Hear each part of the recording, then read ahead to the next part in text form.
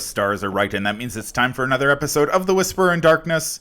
I'm your host, the man from Leng. Thank you very much for joining me today. On this episode, I am kicking off my reviews of the City of Archives. That's right, we are looking at the Guardian and Seeker cards from the 4th Mythos pack in the Forgotten Age cycle. Before I begin, I'd just like to thank everyone for your patience while I recovered from my surgery back in October. A lot of people have been asking me on Facebook and Reddit when the reviews would return, so it's nice to know that they were missed in my absence. Just a quick note before I get started that the Blackest Friday contest ends this Sunday, December 16th. Make sure you check out the video about the Blackest Friday giveaway if you haven't already done so, and get your entry in for a copy of the Arkham Horror 3rd Edition board game, the Arkham Horror Deluxe Rulebook, and the 2019 calendar from Fantasy Flight Games. As always, if you enjoy what you hear, remember to like, comment, and subscribe. There are spoilers throughout if you care about that sort of thing. There are only 8 player cards in the City of Archives Mythos pack, so this batch of reviews is going to be short and sweet. The Soul Guardian card in the pack is the M1918 Browning Automatic Rifle, or BAR for short. It's a 5-cost asset that costs 4 experience points. It has 2 combat skill icons and the item, weapon, and firearm traits. It uses 8 ammo and takes up both hand slots. It has the game text action, spend 1 to 5 ammo, fight. You get plus X combat skill value for this attack. Instead of standard damage, this attack deals X damage, where X is the amount of ammo spent as part of this ability's cost. Leo Anderson, Roland Banks, Mark Harrigan, and Zoe Samers have several big guns in their arsenal to help take down large, dangerous enemies. Shotgun, the Springfield M1903, and the Lightning Gun do slightly different things, but they do approach combat in a similar way. They provide sizable combat and damage bonuses, but all 3 of them come with very little in the way of ammo. If you try to shoot an enemy in the face with the Lightning Gun, odds are you're going to hit it. 3 damage may be even enough to kill it. There's just one problem, of course. You've only got 3 shots, and you would hate to waste them on riffraff, such as a lowly ghoul minion. The M1918 bar takes a different approach to combat. Its initial combat and damage bonuses are extremely low. In fact, if you fire the M1918 bar at an enemy and spend only 1 ammo, it's actually worse than firing a level 045 automatic from the core set, or the 32 Colt from the Path to Carcosa. Taking an action to spend 1 ammo to get plus 1 combat and just 1 damage is really not a very good deal. What the M1918 bar lacks in raw firepower, it makes up in versatility though. Its base combat and damage may be low, but it comes with an 8-shot magazine. Better yet, its combat and damage bonuses scale with the amount of ammunition that you spend when you take a fight action. The combination of these 2 factors lets a Guardian armed with the M1918 spend his or her actions much more efficiently. For example, many of the enemies that you encounter in the Forgotten Age cycle have 3 or even 5 health. It's going to take a Guardian equipped with either level of the 45 automatic 2 or even 3 shots, that is 2 or 3 separate actions, to take one of those enemies down. The M1918 bar is more efficient because it lets the Guardian dial in the exact amount of damage needed to finish the job in 1 action. Using your actions efficiently is extremely important in the Arkham Horror LCG, and the M1918 bar gives a Guardian a way to save a few actions here or there over the course of a scenario. The M1918 bar's traits open up a lot of possibilities. If you need to get the M1918 bar into play quickly, you can use Prepared for the Worst. That 8-shot magazine isn't going to last long if you're spending 3 or even 5 ammo per shot, so it may be worthwhile playing the M1918 bar in combination with a bandolier and another weapon such as the machete to deal with trash like those ghoul minions I mentioned earlier. If you want to do more damage, you may consider playing it in combination with either level of Vicious Blow or Marksmanship. Marksmanship has the nice benefit that it lets you target enemies at connecting locations as well. If your Guardian needs more ammunition, you can play the M1918 bar in combination with extra ammunition, custom ammunition, or Venturer. Leo Anderson and Zoe Samers have the option of adding Contraband to the mix, potentially doubling the M1918 bar's magazine to 16 ammo. If you've got that much ammo at your disposal, you may want to consider playing the M1918 bar in combination with Eat Lead to improve the odds that critical shot will hit the enemy. Leo Anderson and Zoe Samers may also exploit other rogue tricks, such as Sleight of Hand to bounce the M1918 bar in and out of play, refreshing that massive magazine it has. Or, of course, there's Double or Nothing to double its damage. There are very few enemies in this game that can take 10 damage, either spread out over a turn or in one shot, and live to tell the tale. Don't forget that the M1918 bar has the item trait, which means that you can reduce its cost with Charles Ross Esquire. You can store it in a backpack, you can improve its reliability, you can fish it out of your discard pile with scavenging, or lend it to another investigator with teamwork. If you're looking to pump out the most damage possible, you should probably stick to the shotgun or lightning gun. However, if you're looking for a more versatile weapon that will improve the efficiency of your actions, then the M1918 bar is the gun for you. The ability to take down a 3, 4, or even 5 health enemy in one shot is pure gold. If you play the M1918 bar in combination with some of the cards I mentioned earlier, you should be able to pull off that sort of trick repeatedly, saving yourself several actions in the process. And personally, I love saving actions because, that's your currency in this game. The better you're able to use those actions, the better you're going to do. So I do quite like this card. The two Seeker cards in this pack are both upgrades for the Ancient Stone Unidentified from the Forgotten Age Deluxe expansion. Ancient Stone Knowledge of the Elders and Ancient Stone Minds in Harmony are 2-cost assets that cost 4 experience points. Both have the item and relic traits and take up a hand slot. Knowledge of the Elders has 2 intellect skill icons, while Minds in Harmony has 2 willpower skill icons. Both have the following game text.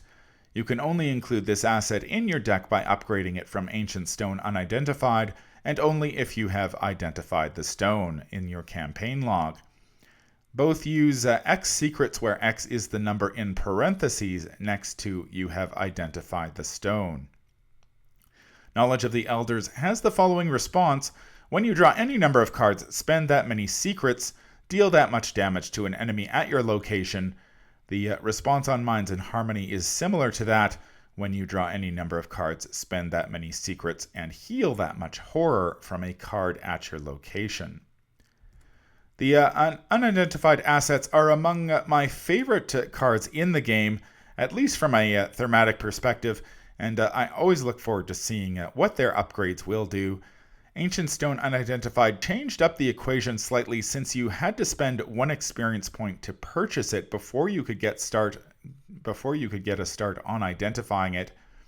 Purchasing, identifying, and upgrade the Ancient Stone means Knowledge of the Elders or Minds in Harmony won't be up and running until Scenario 3 of a campaign at the earliest. So that's something to keep in mind when you're planning your upgrades for your deck. The upgrades for Ancient Stone Unidentified are level 4 cards, which means Daisy, Min, Rex, and Ursula are the only Seeker investigators that can use them. It's important to note that Minds in Harmony uses the Heal Horror clause, so it's also fair game for Carolyn Fern, who we found out earlier this week will be released in The Circle Undone, the next deluxe expansion. Now, Shrewd Analysis will save you 3 experience points upgrading Ancient Stone, although you will have to choose the upgrades at random, which really isn't ideal. If you have your heart dead set on obtaining knowledge of the Elders or Minds in Harmony, you're probably better off foregoing Shrewd Analysis and paying full price for them. However, that is not the case for Carolyn Fern. If you're playing Carolyn and you're planning to upgrade 2 Minds in Harmony, you should grab Shrewd Analysis ASAP, since the upgrades are chosen from among the eligible options. Knowledge of the Elders is not an eligible option for Carolyn, so she can always upgrade to a second copy of Minds in Harmony for free. Doubling up on either upgrade will set you back a total of 8 experience points, 5 if you're playing Carolyn and Shrewd Analysis. And so that is actually quite reasonable. As expected, Knowledge of the Elders and Minds of Harmony both use secrets. Both upgrades will have at least 4 secrets on them when they enter play, since the difficulty of the skill test to identify the Ancient Stone will always be at least 4. I expect players are going to try to push that skill test difficulty as high as feasibly possible to maximize the number of secrets on the upgrades. However, if you have to settle with 4 for whatever reason, there are several ways to place more secrets on these upgrades. Enraptured, a mystic skill from the Boundary Beyond, lets you add 1 secret, while Truth from Fiction, a seeker event from the Boundary Beyond, will let you place 2. Truth from Fiction has the insight trait, so a dedicated seeker may copy it with eidetic memory, the seeker event from Dim Carcosa. Now, Carolyn Fern can't play eidetic memory, but she can use Quantum Flux, a mystic event from A Phantom of Truth, to shuffle Enraptured and Truth from Fiction back into her deck so she can play them again. If you go all in on the Ancient Stones and the secret generation tech, and you play your cards right, you could end up with more than 20 secrets, which is a lot of direct damage and or healing to work with during a typical scenario. The great thing about this plan is that Enraptured, Truth from Fiction, and Quantum Flux are all level 0 cards, while Eidetic Memory is level 3, so you really don't have to spend that much experience points to get it up and running. The effects on the upgrades for unidentified cards tend to be quite powerful, and that is certainly the case with Knowledge of the Elders and Minds in Harmony. If Agnes Baker taught us anything, it's that direct damage is extremely powerful. Knowledge of the Elders lets you deal direct damage without making a skill test every time you draw cards, which is incredible. And Minds in Harmony is no slouch either, letting you heal 1 horror on any card at your location without making a skill test every time you draw a card. I'm just going to repeat that because it lets you heal horror on any card, and I don't think we've ever seen a card that lets you heal horror on any card, be it an Investigator, ally, or other asset. That makes Minds in Harmony truly something special when it comes to healing.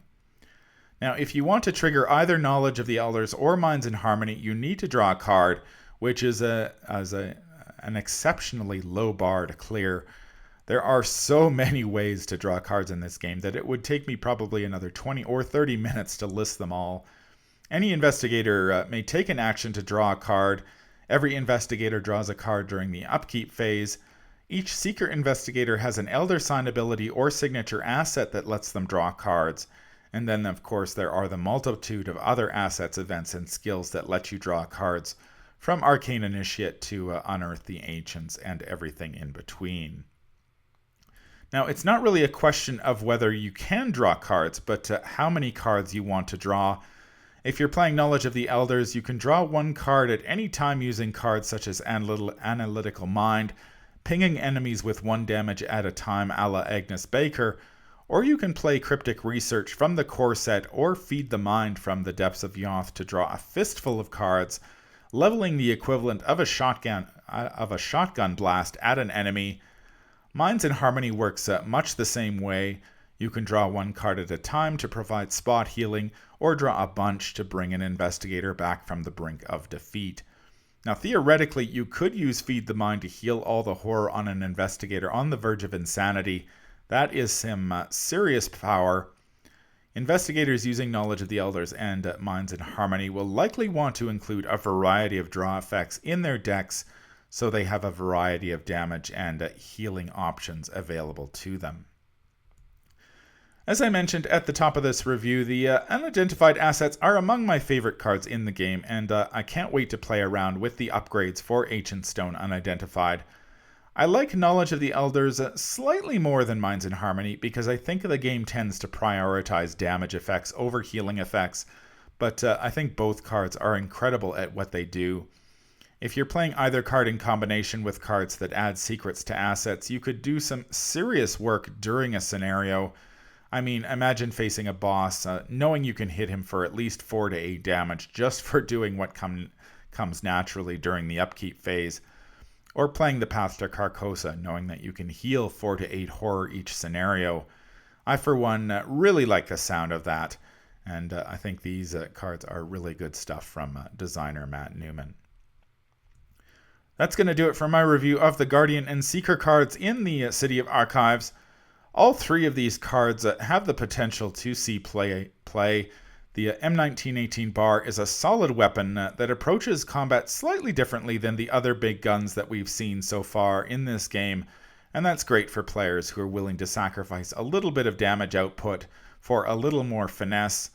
The M1918 bar enters play with plenty of ammo, and there are plenty of ways to add more ammo to it.